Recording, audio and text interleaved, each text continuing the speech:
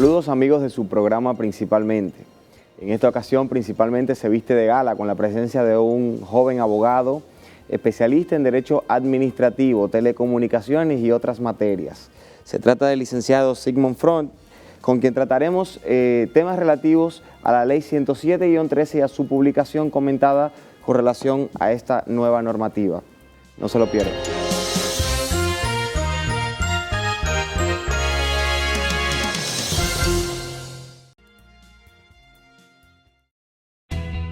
Desde el 1989, Seaboard se convierte en la primera generadora privada de energía de República Dominicana. En el 2012, reemplaza sus unidades de generación por la unidad Estrella del Mar 2, que opera con gas natural como combustible, armonizando con el medio ambiente y poniéndose a la vanguardia en la producción de energía limpia. Seaboard, comprometidos con la satisfacción de sus clientes, el desarrollo nacional y el medio ambiente. Hola mami, pero qué bella estás. ¿Te gustó el regalito que te hice? Tú ves que si te portas bien, yo te ayudo. Aunque algunos hombres ven una mujer, una niña siempre es una niña. Pagarle por sexo con dinero o regalos es un delito. Denúncialo. Terminemos con la explotación sexual de niños, niñas y adolescentes.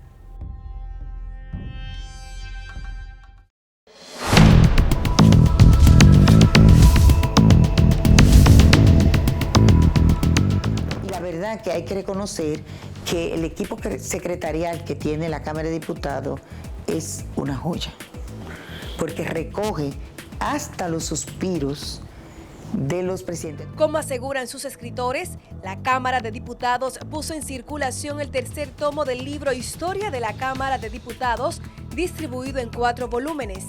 La autoría es de los historiadores Muquien Adriana Sanben y de José Chescheco, abarcando el periodo 2000 al 2013. Como lo pueden atestiguar los distinguidos historiadores aquí presentes, tuvieron absoluta libertad operativa y de consulta para este riguroso trabajo de investigación. Las voluntades de los 2 expresidentes de la Cámara de Diputados antes mencionado y el mío propio, ponemos el contenido de estos libros al servicio del pueblo dominicano. La obra, presentada por el doctor César Pina Toribio, recoge la historia de la institución desde sus primeros pasos en la escena política, con el nacimiento de la nación en 1844. Esta obra es el resultado de 3 gestiones de dirección de la Cámara de Diputados, atravesadas por una voluntad común de poner en conocimiento de todos el origen y funcionamiento de dicho hemiciclo desde su fundación en 1844 hasta la fecha. Son 169 años de la Cámara de Diputados, proyecto iniciado con la publicación del tomo 1 por el entonces presidente del órgano legislativo Julio César Valentín y continuando con la publicación de los tomos 2 y 3 por el expresidente de la institución Abel Martínez Durán.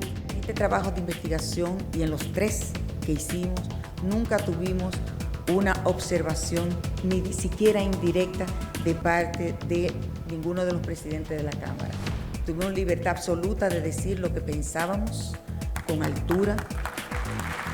El acto desarrollado en el Salón de la Asamblea Nacional estuvo encabezado por la presidenta de la institución legislativa, Lucía Medina, donde además estuvieron presentes legisladores y exlegisladores, funcionarios de gobierno e invitados especiales.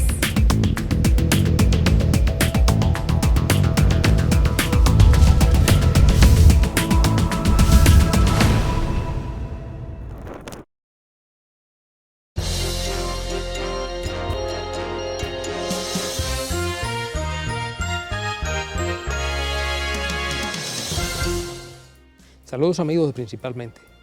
Hoy Principalmente cuenta con la presencia de un joven profesional del derecho dominicano que tiene ya una larga trayectoria en su ejercicio profesional, pero también con un ejercicio académico. Y se estrena además como autor, como jurisconsulto. Una obra importante dentro de lo que es el área de su ejercicio profesional, porque hace un análisis comentado de una de las leyes más importantes de las presentes décadas de República Dominicana, como lo es la Ley 107-13, sobre los derechos de las personas y sus relaciones con la administración y el procedimiento administrativo. Se trata del licenciado Sigmund Freud. Es un trabajo que a nosotros, la verdad, nos llama poderosamente la atención, porque a pesar de que esta ley ha impactado de manera determinante en todo lo que tiene que ver con lo que son los derechos ciudadanos en República Dominicana, todavía nadie se había preocupado en hacer un análisis pormenorizado de la misma y sobre todo resaltar los elementos que dan al traste con las arbitrariedades que generalmente se cometían por parte de la superpoderosa administración pública. Sigmund escribió este libro que le vamos a presentar a ustedes. Es una novedad recientemente puesto a circulación y que estará a la disposición de los amigos televidentes y de todo el público general en las principales librerías del país. Una gran obra, un gran aporte. La verdad que es un gran aporte, sí. A la bibliografía dominicana, sobre todo, como bien destacaba el profesor Jiménez, es un libro que viene a llenar, ¿no?, una parte de un vacío importante en el derecho administrativo, sobre todo, que la bibliografía todavía es incipiente, vamos a decir. Ya hay algunos trabajos relevantes, por ejemplo, del magistrado Francisco Ortega, también del magistrado Franklin Concepción, pero llega esta obra de la mano de un jurista, un abogado ya, y que bueno, la obra hay que resaltarla porque yo en lo particular, como más o menos que de vez en cuando me veo con el derecho administrativo, pues digo que es un gran aporte y eso hay que resaltarlo, y qué bueno que Sigmund esté aquí, ¿no?, para hablarnos de ese libro. Correcto, Sigmund, la verdad es que es un placer tenerte por aquí, principalmente. Principalmente tiene un público diverso, aparte de los abogados, los estudiantes de Derecho. Yo te diría que ha calado en la población en sentido general, porque la gente de una u otra manera está muy vinculada en su vida cotidiana al derecho. Desde el simple acto del nacimiento, cuando la persona nace, hasta cuando termina su vida sobre la tierra, que es cuando muere, un acta de defunción. Y sobre todo en todo el accionar de su vida, sus transacciones comerciales, sus diferentes tipos de relaciones con los demás. O sea que el derecho lo abarca todo y está contigo desde que tú naces hasta que tú mueres. Tú te has destacado en tu ejercicio profesional en un área importantísima en los últimos años, que ha adquirido un gran relieve en nuestro país, que es el área del derecho administrativo. Y precisamente este aporte que tú estás dando a la doctrina dominicana será relevante y tendrá que ser objeto de estudio y yo creo que de consulta obligatoria por los estudiantes y por los abogados del país. Nada, Sigmund, es un placer tenerte por aquí principalmente. Bueno, primero gracias al magistrado y amigo, a mi Jimena, profesor Ramón, y a mi amigo Manuel, que me han permitido estar aquí en este programa que, como usted dice, realmente se ha convertido en un toque de queda los domingos, esa es la verdad. Jurídicamente estamos hablando del programa que referencia en el país, podemos decirlo sin ninguna duda. Usted hablaba sobre el tema del libro y la verdad es que nosotros, estudiosos o que hemos querido estudiar Derecho Administrativo, y Manuel es un gran conocedor de eso, pesar de que quiere ser modesto diciendo que a veces. Desde que nosotros estudiamos en Francia, hicimos nuestros estudios de maestría en Francia de Derecho Administrativo, la verdad que nos vivimos con la realidad en República Dominicana en aquellos tiempos, que el derecho administrativo era desconocido, por decirlo de una manera, en casi todas las áreas. Había pocos abogados interesados en inmiscuirse en ese tema, con una realidad tan cruel de que contamos con una administración pública, como decía el magistrado, tan poderosa, tan avasallante, con una serie de prerrogativas que provoca unas situaciones de desigualdad, una relación de desigualdad con el particular. Y de verdad que nosotros duramos muchos años viviendo esa realidad. En la introducción de mi libro yo hago un comentario y empiezo diciendo que nosotros impartiendo el derecho administrativo en la Pontificia Universidad Católica Madre y Maestra del 2004, siempre los estudiantes preguntaban, profesor, ¿y en qué ley buscamos esto? ¿Dónde dice esto? La definición en República Dominicana del acto, ¿de dónde está el tema del procedimiento sancionador? Y la verdad que existía un vacío, una ausencia. Definitivamente, como usted dijo, la ley 107.13 se ha convertido en un antes y un después del derecho administrativo. Claro, con un precedente como la Constitución de la República en el 2010, que debemos decir, la 1307 que viene atrás, que fue una ley más de transición, pero con la Constitución que estableció las bases para surgir una ley que era necesaria, para establecer lo que eran los principios, los deberes, los derechos, un procedimiento administrativo que resguardara el debido proceso, lo que era la confirmación de la responsabilidad administrativa ya consagrada en el artículo 148 de la Constitución, y cosas tan interesantes como el procedimiento arbitral, como la simplificación administrativa. Y debido a la importancia de esa ley fue que nos trajo a nosotros el interés de tratar de hacer un ejercicio de comento de la misma y de dejar nuestra impronta en cada uno de los articulados de la misma.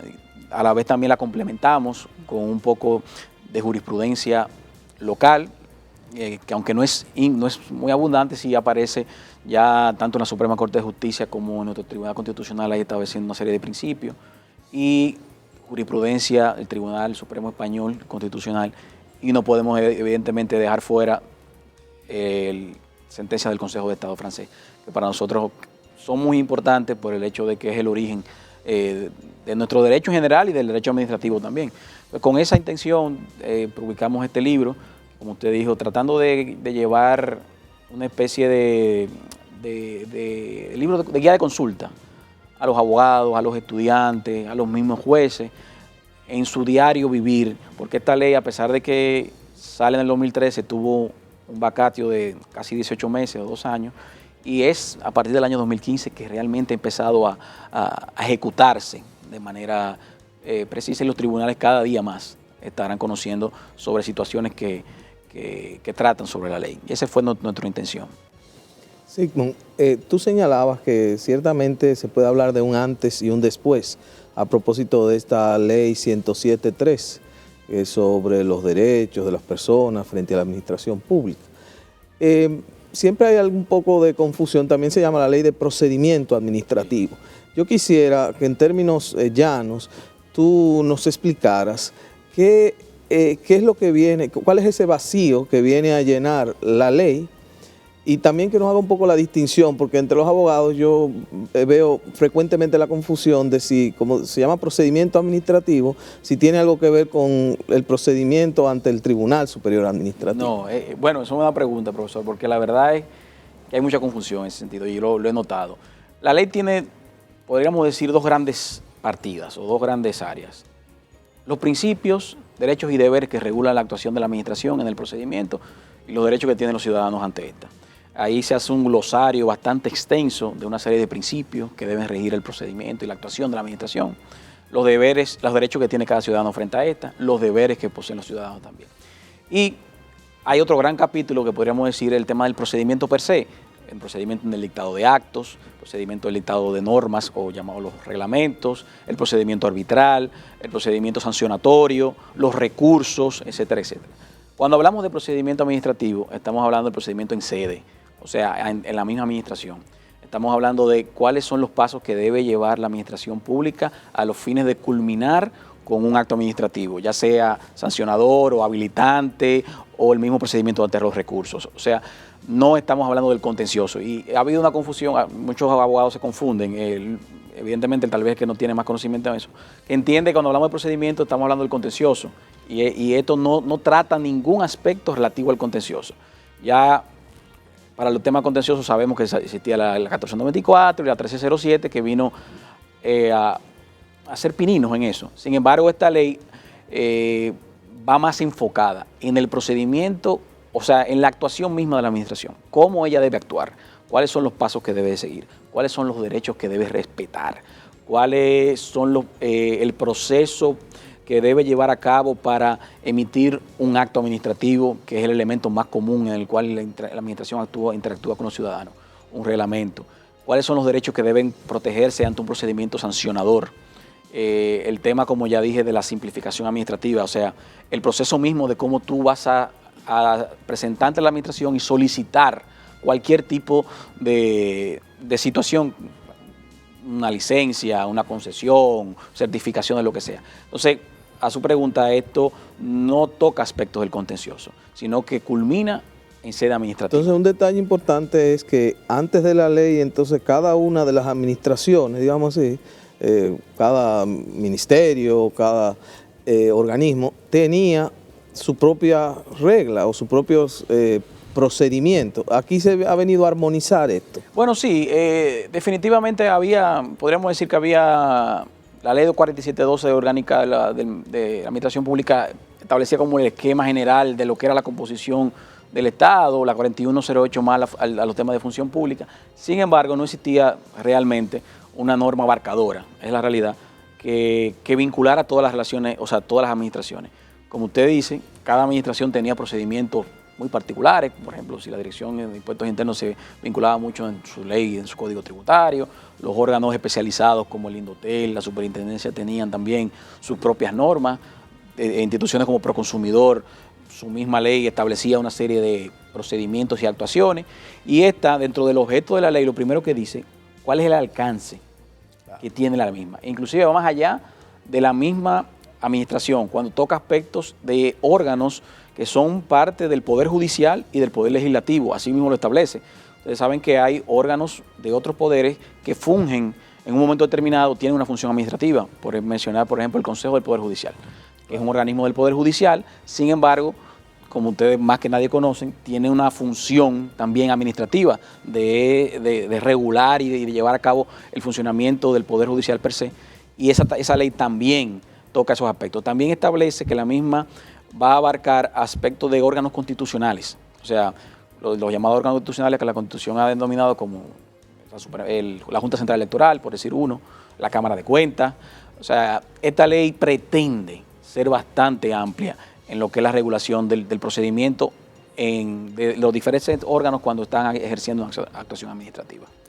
Bueno, Sigmund, durante tu intervención tú hacías mención de otro concepto que también genera confusiones, ¿no? Los abogados, los estudiantes de derecho que de alguna manera interactúan con el derecho administrativo, y es el tema de la función arbitral o el procedimiento arbitral. Y yo sé que tú, en tu libro, ¿no? Estuve leyendo al respecto en el mismo, haces la distinción de que, bueno, aunque se sugiere, ¿no? Pero usted se refiere a una función administrativa concreta, por ejemplo, la función dirimente, tú que la conoces, que estuviste en el Indotel, de hecho, que puede resolver controversias que se generen entre particulares y la administración pública, entonces se entra a resolver, y ahí es que encaja esto de la función arbitral. Pero, ¿cómo es esto?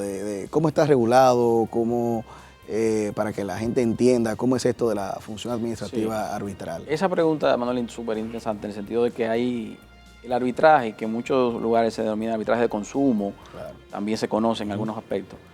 Como estamos viviendo lo que podríamos decir un desarrollo de estos sectores regulados y estas autoridades administrativas independientes y órganos reguladores que vienen a tratar de regular un servicio público brindado muchas veces por personas, por entes privados, se crean situaciones en las cuales los actores del sector, un proveedor de servicio y el consumidor, tienen discrepancias en una situación X. Tú mencionabas el tema de Indotel, que es un procedimiento arbitral que está creado desde hace mucho tiempo. Del 98. Del 98, y que ha funcionado de una manera, yo creo, eficiente, en el sentido de que ha facilitado al consumidor el tema de la eficiencia en cuanto al tiempo y los costos de tú involucrarte en un proceso tal vez judicial, cuando si no existiese esa instancia. Ahí, perdón, es que entran los llamados cuerpos colegiados. Los cuerpos colegiados. ¿Qué es lo que el procedimiento arbitral como lo establece la ley? Cuando existe conflictos entre dos actores de un sector público, un servicio público que esté brindando, se crean estas instancias dentro de las instituciones a los fines de conocer de esos conflictos, a los fines de que se emita, las dos partes pongan sus posiciones y pueda emitírselo en un llamado laudo arbitral, el cual trate de zanjar la diferencia. Ese laudo arbitral tiene un concepto como de acto administrativo, porque evidentemente inclusive la misma ley establece que el recurso es ante el contencioso, cualquier recurso es ante el contencioso, que en diferentes leyes había una especie de, yo menciono ahí, había una especie de confusión, porque se consideraban otras instancias judiciales en algunos casos, y se le dominaba apelación en algunas leyes. Había... La Ley General de Telecomunicaciones, hay un error ahí. Exactamente, o sea que había un error que la Suprema Corte de Justicia conoció una serie de situaciones que fue luego corregido de manera jurisprudencial.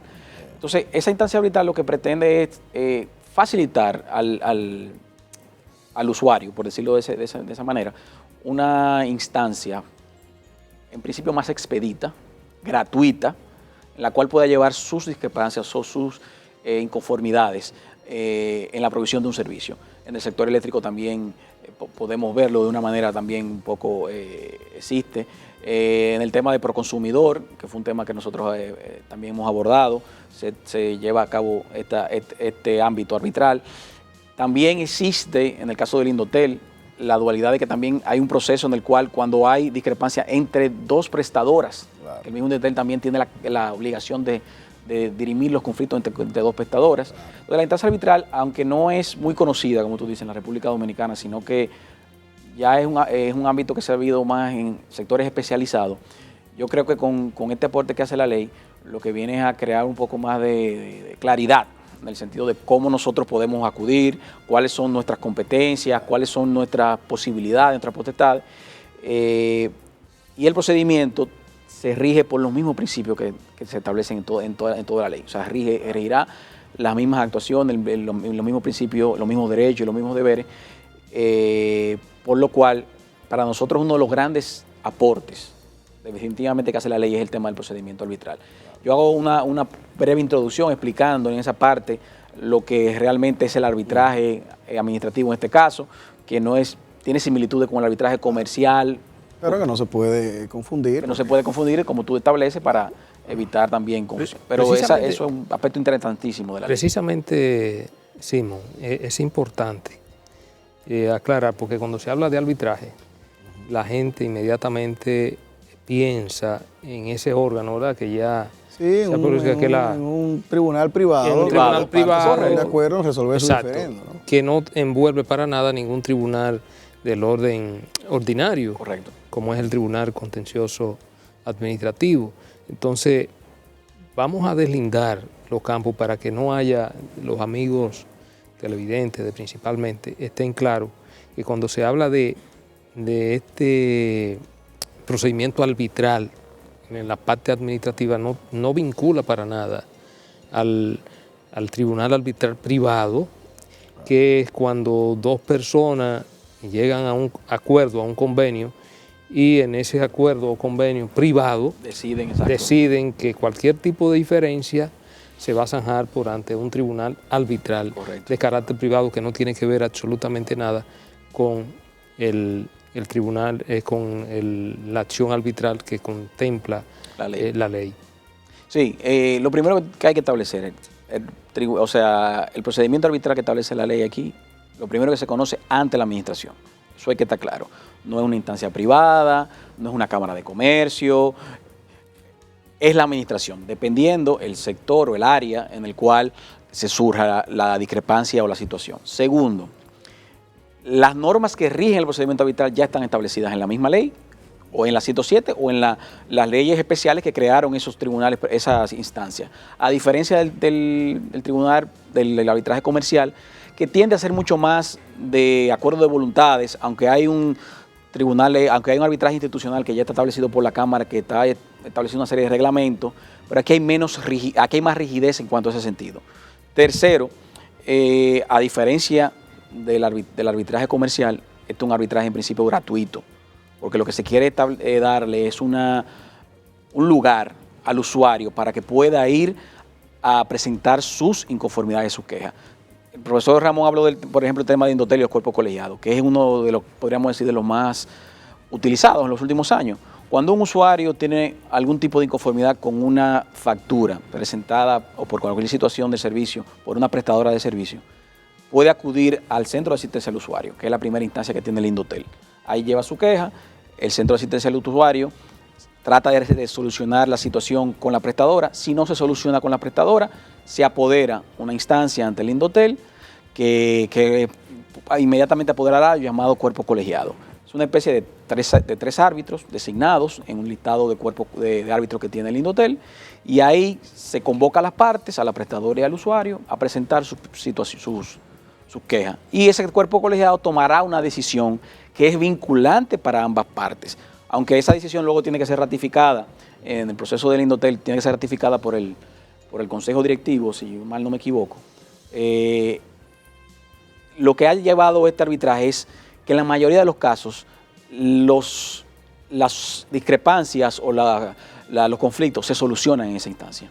Se solucionan porque y evitan a que se haga un proceso mucho más tedioso, mucho más largo en un sistema judicial, como se podría ser en ese sentido. Si no existiera el arbitraje en materia de telecomunicaciones, entonces, en principio, en este caso es una discrepancia entre un usuario y una prestadora, que no tiene un aspecto principalmente administrativo, sino que podría ser hasta los mismos tribunales de orden ordinario que lo conociesen, pero desde el momento en el cual se introduce la instancia arbitral, convierte el aspecto en un aspecto puramente administrativo, porque sale un acto administrativo dictado por los cuerpos colegiados que zanja esa diferencia. Entonces, son cosas totalmente distintas, para aclarar a aquellos que tengan confusión, con la salvedad importantísima esa que dijimos en principio.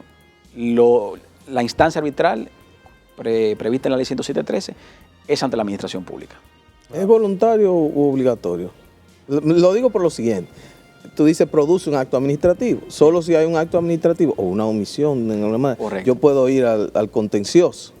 Entonces, posiblemente, si yo no acudo a esa instancia arbitral, tal vez tengo un problema que tengo que dirimir en los tribunales ordinarios, civiles o comerciales, ordinarios. Correcto. Entonces, por eso hago la pregunta. ¿Yo tengo que transitar por esa vía o es una cosa que...? Eso es interesante la pregunta. La verdad es que la ley le ha permitido al ciudadano, en cuanto al tema de los recursos, reclamaciones o quejas, lo que sea, una especie de discrecionalidad, de decidir qué instancia apoderar en su momento. Pero sin lugar a duda, en aspectos como, por ejemplo, de la ley de proconsumidor, hay un procedimiento expedito, podríamos decirlo de esa manera, que trata de incentivar a que el usuario lleve sus quejas ahí para solucionar, y es una manera de facilitar al usuario y evitar los gastos innecesarios que pudiera ser llevar a cabo un procedimiento judicial.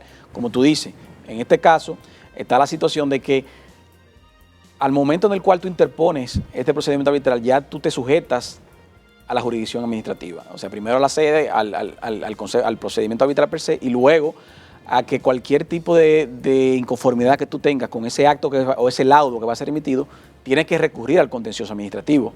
Cosa que no fuera si tú, en un aspecto determinado, tienes una inconformidad, tienes una situación directa con un prestador de servicio que podría ser dentro del ámbito de los tribunales ordinarios. O sea, hay una especie de discrecionalidad, podríamos decirlo, en ese sentido. Simon, vamos a aprovechar para hacer una breve paso. En el próximo segmento vamos a seguir tocando este y otro tema de su interés.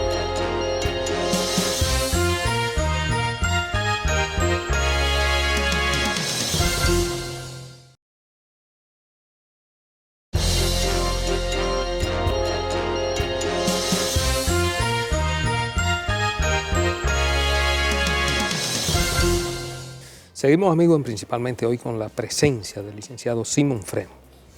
Simón, la verdad que esto es sumamente interesante porque, y el caso, cuando hicimos la pausa que estábamos abordando, que es un tema recurrente porque la verdad que los usuarios de la telefónica se pudiera decir que son los 10 millones de habitantes que tiene República Dominicana, porque hay un teléfono por cada habitante y se supone que más. Se supone que más. En materia celular hay más teledensidad, es el doble que telefonía fija. Ya. Que telefonía fija.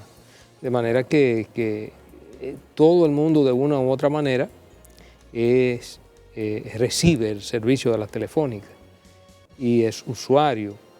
Entonces, esta parte que se ha abierto, estos tribunales arbitrales que tiene, o órganos arbitrales que tiene el Indotel, son de suma importancia porque le da la posibilidad al usuario, cuando siente que de una u otra manera le han vulnerado algún tipo de derecho, de recurrir. Y lo que tú apuntabas sobre todo que es interesante es la gratuidad. La gratuidad. Ahora, quedamos en tu exposición en aquella parte de que si el usuario o si se quiere el prestador del servicio no se siente conforme con la decisión que emita ese órgano colegiado, inmediatamente cualquiera de los dos tiene la posibilidad de recurrir ante el Tribunal Contencioso Administrativo, porque se trata de una decisión administrativa. O ellos pudieran, por ejemplo, en este caso de Indotel, recurrir no directamente al Tribunal Superior Administrativo, sino que tienen un recurso jerárquico que pudieran ir ante el Consejo, que es el órgano principal del Indotel, pudieran jerárquicamente recurrir esa decisión de ese órgano arbitral del Indotel por ante el Consejo del Indotel, que es la máxima autoridad. ¿Está abierta esa posibilidad? En la ley de telecomunicaciones se estableció que las decisiones de los cuerpos colegiados, como se denomina la instancia arbitral ahí, tenía que ser ratificada ante el Consejo, si no me equivoco. Es así. Y establecía la brecha de que si tú encontrabas inconformidad a la misma, con un error, podríamos decir, legislativo, se podía acudir ante la Suprema Corte de Justicia como mecanismo de una especie de apelación. Durante muchos tiempos se estuvo conociendo de esa manera, hasta que tanto la Suprema tomó una decisión y estableció que no era el órgano competente, sino que tenía que ser el Tribunal Contencioso Administrativo, o sea, los tribunales del orden del contencioso. La idea, como establece la ley, es que todo laudo arbitral tiene la posibilidad de ser recurrido ante el contencioso. En el caso de lo que usted pregunta, si había un órgano jerárquico, podríamos analizarlo en cada caso, dependiendo, evidentemente, cuál es la instancia que conocerá la instancia arbitral. Sí, evidentemente, bajo la premisa de la misma teoría de los recursos, el recurso jerárquico, si es un órgano colegiado que tiene un órgano superior, en este caso un consejo directivo, que es lo más usual, evidentemente podría ser recurrida ante esa instancia superior mediante la interposición de un recurso jerárquico que pueda revisar esas decisiones del cuerpo colegiado. La idea es que tratar de que ese cuerpo colegiado o ese tribunal arbitral sea lo más independiente posible en la toma de sus decisiones. Es la idea, que sea una especie de apéndice, pero evidentemente en muchas instancias, en muchos entes públicos que tienen consejos y que tienen órganos superiores a las instancias arbitrales, se podrá evidentemente someter recursos jerárquicos que revisen esa decisión. Luego de la interposición de ese recurso, evidentemente podremos ir directamente, o si eso es otra, el particular tiene la decisión, o sea, el ciudadano tiene el derecho de decir, o someto el recurso jerárquico o me voy por la vía del contencioso de manera directa, porque ya el agotamiento facultativo, el agotamiento obligatorio de los recursos ya está anulado desde eso es lo que 2007, pudiera pudiera llamar a confusión, y sobre todo un usuario que diga, bueno, me encuentro frente a la disyuntiva, ¿qué hago? Hay que ver si la ley no tiene un vacío con relación a eso y de manera taxativa indique, bien, si a usted, por las razones que fuere, usted no está de acuerdo con una decisión que emita uno de estos órganos colegiados, usted puede recurrir al órgano jerárquico inmediatamente superior o pudiera recurrir por ante el Tribunal Contencioso Administrativo. Bajo el precepto... Que ninguna de las dos acciones invaliden, que sea válida cualquiera de las... Bajo el precepto general que establece la ley, la vía recursiva, materia jerárquica en este caso, siempre es posible cuando existe un órgano superior y el particular tiene el derecho de interponerla. Y tiene también, bajo el mismo precepto que estableció la 1307 y que aquí vuelve y lo reafirma, también el ciudadano tiene el derecho de decidir si agota la vía administrativa, o sea, interpone recurso jerárquico o me voy directamente al Tribunal Contencioso. Ya el ciudadano se le permite esa potestad de decidir a cuál instancia acudir a los fines a la que le dé mayores garantías, mayor confianza o también tema de celeridad podría ser. El hecho es que la elección de una de cualquiera de las vías no lo invalide frente a la otra. Es decir, que yo, bueno, me dan la decisión ahora, sí y voy al administrativo y el administrativo dice, no, espérese, usted... lo que sí se lo declaro inadmisible porque usted debió recurrir por ante... No, lo que sí le aclaro es que si usted se va por la vía del contencioso, ya cerró la vía del ya no puede ir al jerárquico. Ya cerró, eso sí. No. Bueno, cuando uno ve la ley, por ejemplo en el artículo 4, que es donde se hablan de los derechos de las personas frente a la administración pública, todo parte de una idea central que es una especie de, bueno, le llamo de un eje transversal, que es el derecho a la buena administración. Entonces de ahí se derivan todos los derechos que se enuncian en ese artículo 4. El derecho a la buena administración, sobre todo a quienes nos ven, qué tan importante es, cómo tú lo ves en el contexto de lo que es el ordenamiento jurídico dominicano, si ya existía, si esto es algo nuevo. Mira, ese concepto de derecho a la buena administración es tan, podríamos decir, incluye tantas cosas, tantos elementos, que como tú estableces, ese artículo 4 que establece el catálogo de derechos, que son bastantes, ahora no recuerdo, 20 y tantos, lo que vienen es a crear una especie de guía de cómo la administración debe comportarse frente al ciudadano para evidentemente cumplir con ese concepto del derecho a la buena administración. Hay una sentencia muy interesante del Tribunal Constitucional, creo que la 322-14, que yo la mencioné en mi libro, no sé si es esa. Sí, esa, en la administración tributaria, de hecho. Esa de la administración tributaria, que es trascendental, la cual hace una descripción bien detallada de lo que debe ser la actuación de la administración pública ligada a ese derecho a la buena administración. O sea, de que el ciudadano, de que la administración debe ser un ente primero facilitador, que debe ser un ente activo en lo que es el reconocimiento de los derechos de los particulares.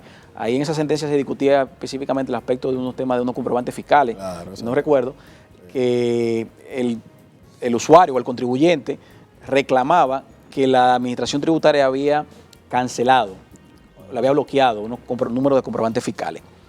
Y el Tribunal Constitucional, de manera yo creo que muy astuto, estableció hasta dónde llega la obligatoriedad que tiene la administración pública a ejercer cierto tipo de limitaciones. En este caso, establecía que tú no podías limitarle a ese contribuyente el derecho que tiene a ejercer el comercio, a ser un ente productivo y todo lo demás. Entonces, bajo el concepto de la buena administración, como tú preguntas, que tiene mucho que ver con el mismo concepto de la noción social, del concepto social, Estado democrático de derecho, en el cual los derechos son fundamentales, hay una serie de elementos que nosotros desconocíamos totalmente. Por ejemplo, cuando tú hablas derecho al acceso a los expedientes, muchas veces, ¿qué es lo que es un expediente administrativo? No entendíamos o no sabemos, que teníamos derecho a nosotros saber, derecho a saber quién es el que conoce el expediente, derecho a conocer también el funcionario responsable de la resolución. Una serie de situaciones que lo que ha venido a provocar que la administración sea más transparente, más facilitadora, más ágil, más eficiente y todo también muy dirigido o muy ligado al principio de eficacia, que es un principio fundamental que la misma ley establece, y es el hecho de que la administración debe ir un poco más allá. ¿Saben? Teníamos el concepto de que la administración era un ente totalmente estático, burocrático, que nosotros teníamos que movilizarnos de una manera tan agresiva para que ella actuara.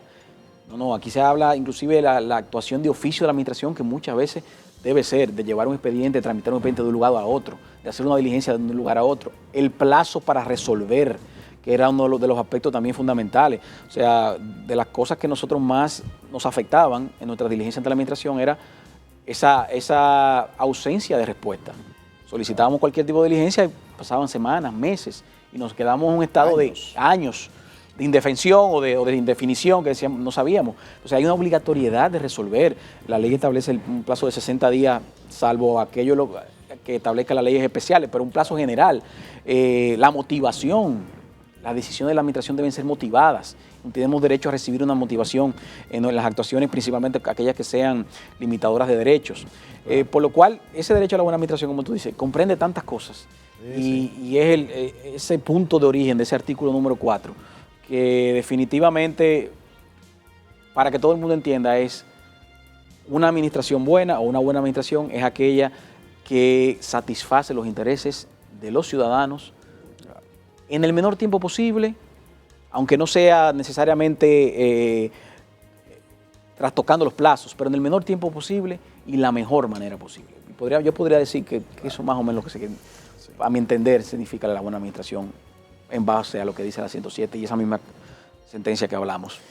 Todo parece indicar, Simón, que con la promulgación de esta ley, la 113-7, más otras leyes que ya habían entrado en vigencia en República Dominicana, el derecho administrativo ha venido a concretizar lo que son las normas constitucionales y sobre todo esta ley ha venido a concretizar más lo que establece la nueva Constitución del año 2010 en República Dominicana, porque a veces las constituciones son poemas. Sí. Y la verdad que nosotros contamos con una de las... La nuestra es bastante poética. Una constitución de las más modernas, de las constituciones más modernas y que abarca más aspectos fundamentales del quehacer de una sociedad, que es la Constitución del año 2010 en República Dominicana, pero que sin estos instrumentos esa Constitución fácilmente no pudiera aterrizar. Correcto. Y este instrumento ha resultado fundamental para la concretización de esos aspectos tan trascendentales que contempla nuestra Constitución. Bien, en ese mismo sentido, Simón, se ha hablado siempre de los poderes extralimitados de la administración. Y la verdad es que la administración fundamenta, de acuerdo con los grandes administrativistas, este poder se fundamenta en el hecho de que la administración, fundamentalmente el Estado, representa los intereses de la colectividad. Y es por eso que siempre se le ha dado esa potestad. Sin embargo, bajo esa premisa muchas veces se cometen grandes atropellos a derechos individuales y derechos fundamentales, sobre todo en lo que tiene que ver en los pactos que muchas veces se dan entre particulares y las instituciones. La institución, el Estado, prevaliéndose de esa facultad y de esos superpoderes, a veces actúa de manera particular, incluso sin notificar al particular, y generalmente se cometen atropellos, se atropellan derechos. Sí. Hay una máxima jurídica ya que ha adquirido dimensión universal, que tiene que ver con el pacta non servanda, el respeto a lo pactado. Desde el punto de vista, desde esta óptica, ¿tú crees que ya en los últimos años, sobre todo en República Dominicana, se pudiera hablar de que ya estamos avanzando hacia la construcción de un Estado social democrático de derecho, de que ciertamente no es lo mismo lo que estamos viviendo al día de hoy con lo que se vivía hace 2 décadas o una década atrás? Definitivamente yo podría decir que en el marco conceptual y teórico, sin lugar a dudas hemos avanzado. Las herramientas están ahí, la Constitución, estas leyes han aparecido. El tema del mismo concepto de ya que la Constitución lo estableció con la responsabilidad administrativa, la solidaridad del funcionario, que era una de las cosas que era necesaria y que también aquí vuelve y lo toca. Las herramientas están ahí. Si nos vamos a la práctica, magistrado, aquello que hacemos el día a día en este ejercicio, nos damos cuenta que todavía falta mucho por hacer. Se ha avanzado, pero falta mucho. Y eso se debe también a la falta de conciencia muchas veces de la administración pública y del funcionario de cuáles son sus deberes y cuáles son los derechos de los particulares. Que nosotros los funcionarios tienden a olvidar eso. Tienden a considerarse que sus decisiones no son todopoderosas y que pueden cambiar, que es uno de los aspectos que nosotros más sufrimos. Cambian de opinión de un momento a otro, violando principios como la confianza legítima, la certeza normativa, que son de las cosas que nosotros más sufrimos en la República Dominicana.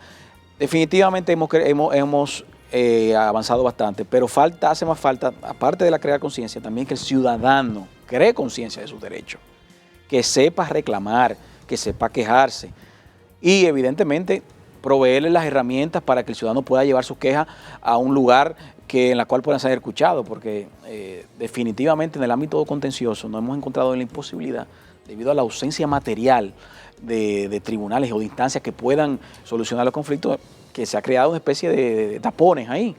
Y eso también tiende a provocar que muchas personas dicen, bueno, pero ¿para qué yo voy a ir a un tribunal? A perder mi tiempo, duraba años, qué sé yo, ¿para qué yo voy a someter un recurso? Entonces eso tiene que seguir fortaleciéndose. Se le debe seguir dando mayor presupuesto al Poder Judicial para crear estas instancias que ya la misma Constitución lo ordenó hace años y que son necesarias, como por el caso de los tribunales contenciosos de primera instancia. Dar a conocer mucho más este tema de la ley. Es importante que el dominicano sepa, y por eso una de las cosas que yo también decía en mi presentación del texto, es que no solamente mi gran... yo creo el legado que podría dejar y con lo cual yo me sentiría más satisfecho es que los ciudadanos conozcan realmente cuáles son los derechos que tienen derecho a que cuando someten un expediente averiguar quién lo tiene, el plazo que se va a fallar, dónde está el expediente, a someter pruebas, o sea, ese tipo de cosas tiene que el ciudadano sentirse empoderado para que definitivamente esas herramientas que ya fueron creadas y que se siguen creando puedan ser al final del día puesta la teoría llevada a la práctica y hacer ese avance que usted menciona que es necesario. En manera global sí hemos avanzado mucho, pero todavía nos queda mucho en materia de administración pública y de procedimientos. Mucho por hacer. Mucho por hacer. Como decía el presidente. Como decía indudablemente que todo conlleva un proceso de adaptación, sí, y sobre todo de concientización por parte de los actores fundamentales. Claro. Y hasta que no... pero por lo menos contamos con los instrumentos, que es lo más importante. Definitivamente. Que antes no teníamos nada. Yo creo que el Ministerio de Administración Pública, por ejemplo, que yo creo ha estado haciendo una labor, podríamos decir, importante, y el mismo INAP, la presidencia debe empoderarlo un poco más, en ese sentido. Yo soy de lo que opino, que todo funcionario público debe tener la obligatoriedad de pasar por una de estas instituciones, que es como ocurre en muchísimos países. Bueno, yo menciono el caso de Francia. Los grandes funcionarios públicos en la administración pública francesa salen de l'ENA, salen del Sciences Po, que son de las instituciones que realmente forman al funcionario. Aquí falta mucho de eso, de formación del funcionario y del servidor público. Y sobre todo darle estabilidad a los funcionarios medios, a los cuadros medios de la administración pública. Correcto. Vamos a aprovechar, Sain, para hacer una breve pausa. En el próximo segmento seguimos con este y otros temas de sumo interés.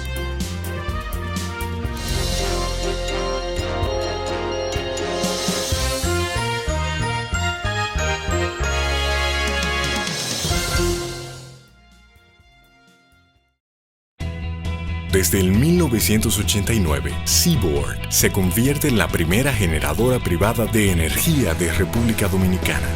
En el 2012, reemplaza sus unidades de generación por la unidad Estrella del Mar 2, que opera con gas natural como combustible, armonizando con el medio ambiente y poniéndose a la vanguardia en la producción de energía limpia. Seaboard, comprometidos con la satisfacción de sus clientes, el desarrollo nacional y el medio ambiente. Mami, pero qué bella estás. ¿Te gustó el regalito que te hice? Tú ves que si te portas bien, yo te ayudo. Aunque algunos hombres ven una mujer, una niña siempre es una niña. Pagarle por sexo con dinero o regalos es un delito. Denúncialo. Terminemos con la explotación sexual de niños, niñas y adolescentes.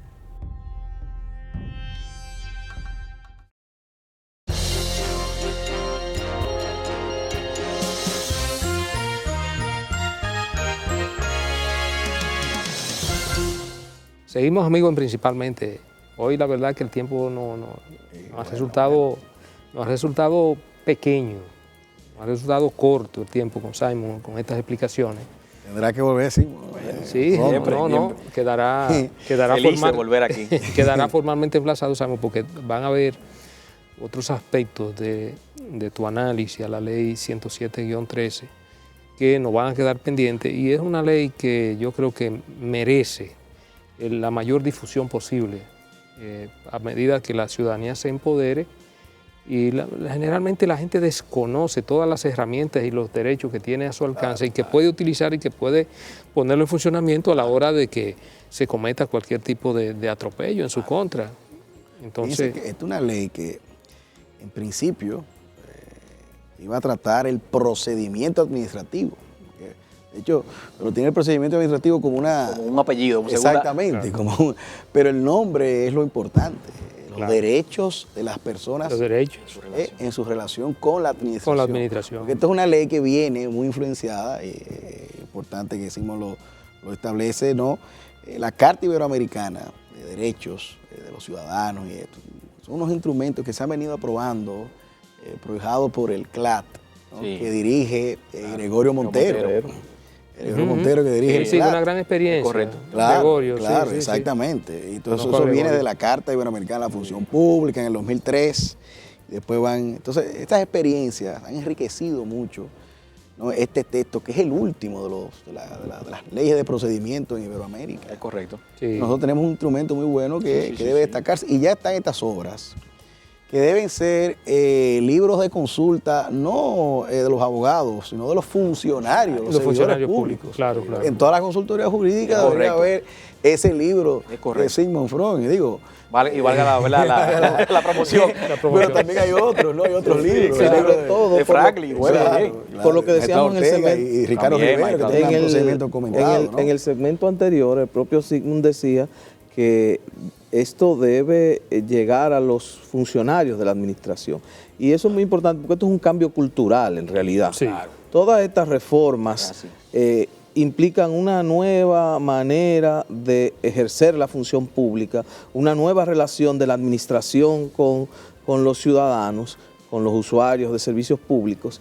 Entonces, esa transformación es cultural, no es de otra manera. Claro. Y para eso, esa ley tiene que entrar en la sangre, en la mente, tienen que respirarla. Es así. Era lo que apuntábamos, evidentemente que este tipo de legislación, lo que ha venido a complementar y a concretizar derechos que están taxativamente consagrados en nuestra Constitución. Claro. Concretizarlo, hacerlo. El derecho administrativo es un derecho constitucional llevado a la práctica. Llevado a la práctica. Que es lo que hablaban los alemanes. Entonces, y esto aquí, precisamente, la ley, ese derecho a la buena administración, un derecho fundamental según el Tribunal Constitucional. Entonces, esto es trascendental, ¿no? Es algo que, y el tema de la responsabilidad patrimonial, Simón, ahí, ¿no? Que tú muy bien también desarrollas ahí. Del funcionario que comete los excesos. Claro, los excesos. Sí, que no va a responder con el patrimonio de la institución, sino con el personal. Claro, su patrimonio personal. Era una práctica muy común de que el funcionario actuaba entendiendo que no había ningún tipo de repercusión hacia lo personal, sino que la administración era la responsable. No, ya desde la Constitución ha establecido que el bolsillo del funcionario puede también resultar afectado, que son uno de los aspectos fundamentales, y que esta ley así también lo establece. Y esta ley en el aspecto de la responsabilidad, tú mencionas, va más allá. Habla también de la responsabilidad sin falta. O sea, claro. Responsabilidad con falta, que es la más común, pero responsabilidad sin falta, o sea, incluyendo cuando la administración actúa de manera correcta. Claro. Hay casos en los cuales la administración puede ser responsable a indemnizar de manera efectiva. O sea, que es un tema, como también decía el profesor Ramón, el servidor público del siglo XXI que estamos viendo ahora no es el de hace 20 años. Es totalmente diferente. Tiene que ser un servidor público que tiene una concepción del servicio público muy distinto a lo que era el servicio público de hace unos años, con todas estas herramientas que han surgido y con todos los derechos, como ya mencionaba Manuel, de que viene de esa carta del 2003 y que se ha venido, sí podemos decir que eso ha sido ha habido mucha intensidad de esa institución y de muchos otros actores en que esos derechos sean reconocidos y de dar a conocer y de promover y de la misma ley, los mismos reglamentos que le hacen falta todavía, por ejemplo, para el materia de sancionatoria, claro. necesita un reglamento de aplicación. Pero la idea es que el ciudadano y el servidor público entiendan que esta ley tiene una serie de parámetros y límites que debemos respetar. Y a esto se une además, sobre todo todas estas herramientas, se une además la democratización de la comunicación con la incorporación de las redes sociales. Es decir, que el funcionario puede ser objeto de denuncia a través de Facebook, a través de Twitter, porque está violando algún tipo de derecho, alguna cosa. O sea que... Sí, uno de los derechos que presenta la ley es el derecho a queja, reclamación o recurso. Así mismo lo establece. O sea, tenemos derecho a quejarnos. Inclusive sin esperar nada a cambio. Una simple queja para dejarlo constar dentro de inconformidad en un aspecto determinado en un momento. O sea, hasta eso la ley... Hay un derecho al trato cortés. Cortés. Es decir, el servidor público debe tratar con cortesía, con debida cortesía. Y que debe ser así. Al usuario. Y que debe ser así, porque usted es un servidor público, usted es un tipo que asume un compromiso frente a la ciudadanía que le paga con sus impuestos para que usted esté ahí. No es que esa función es suya, es de su particular, es una empresa privada suya, que incluso, déjeme decirle que sobre todo las empresas privadas exitosas tienen esos éxitos precisamente porque se dedican a dar un servicio al cliente, si son comerciantes, si tienen un tipo de negocio, es que el cliente se siente complacido, entonces asiste a ese negocio o a lo que fuera. La materia prima de ellos es el cliente. Es lo mismo que pasa con el servidor público. O que debería pasar, ¿no? Pero debería pasar, porque todavía yo creo que hay mucho, hay que trabajar eso. Hay que trabajarlo mucho, porque los funcionarios se olvidan de eso y cuando llegan a los puestos entienden como que es un problema recibir cuando debe ser todo lo contrario. No, pero ya no arregla la orientación al usuario. Exactamente, el acceso. Pero eso se expresa no solamente al más alto nivel, porque al más alto nivel muchos funcionarios es difícil verlo, son de difícil acceso, no lo ven ni siquiera los propios empleados de la institución. Imagínate un ciudadano común y corriente. Claro. Pero eso se da a todos los niveles, en la administración pública, desde una simple secretaria que usted llega, saludo, ¿qué hay? Más nada. No le pregunte qué puedo servirle. Yo siempre pongo un ejemplo y la verdad que me impactó. Cuando yo llego a Japón, voy por primera vez a Japón y llego al aeropuerto de Japón, y desde que llego hay 3 jovencitas, por cierto, muy elegantes, que nos preguntan, andábamos como 3 personas, yo no sé si Ramón andaba en esa ocasión, no andaba, era José Dantes y Alejandro, y nos preguntan, nos abordan, esas 3 jovencitas que parece que dan servicio en el aeropuerto, nos abordan. Señores, buenas tardes. ¿En qué podemos servirle? ¿En qué podemos serle útil? Sí, mire, nosotros quiero que usted nos oriente. Y hablaban hasta español. Y nos llevaron donde teníamos que ir. Y, coño, yo quedé, Dios mío. Claro. O sea, qué alto sentido del servicio público tiene esa gente. Es así. Entonces, aquí tenemos que trabajar eso. Claro. Tenemos que trabajarlo. Hay muchas instituciones que han avanzado, debemos admitirlo, de que, por ejemplo, yo menciono un caso, tú vas a lo que es la Dirección de Impuestos Internos de hoy, no es lo que era hace muchos años. Claro. Tú vas, encuentras como orientación, hay más accesos, por mencionar solo una, pero definitivamente tenemos que avanzar en muchas otras áreas, principalmente la administración central, se da mucho eso. Sí, la verdad que sí, y yo creo que indudablemente que estamos haciendo pininos y que comparativamente hace 10, 15 años atrás, la verdad que República Dominicana ha experimentado un avance extraordinario en todo lo que tiene que ver con los aspectos institucionales y fundamentalmente en esta parte de la administración. Sí, correcto. Y como usted dice, el tema de las redes sociales también ha provocado que los funcionarios estén más atentos. Eso es así, porque ya por cualquier tuit, la democratización. Cualquier funcionario cae en desgracia, por decirlo de una forma, de un término. Es así. La democratización. Te graban algo, un comentario. Bueno, lo vivimos hace poco con el tema del ministerio de la pasada ministra de Ciencia y Educación Superior. Lamentable, sí. Eso fue puso de una vez un Twitter que la trataron mal, que le dijeron que el cabello, que sé yo qué, y creó todo un revuelo. Una situación que no sé si se fue destituida por eso, pero casualmente, semanas después fue sustituida. O sea que el funcionario tiene que entender que ya las herramientas que hay en el día de hoy en los medios de comunicación tienden a visibilizar más su trabajo. Exactamente. Bien, Simon, la verdad que tú quedarás emplazado para una próxima ocasión, seguirle deleitando a los amigos principalmente sobre aspectos que nos quedaron, aspectos muy importantes de la ley que tú tratas en tu libro y que deben ser del conocimiento y el dominio de nuestro público. Gracias. Gracias a ustedes. Yo espero que sea del agrado de ustedes y principalmente estamos abiertos a la crítica, que es lo más importante. Principalmente. Muy bien.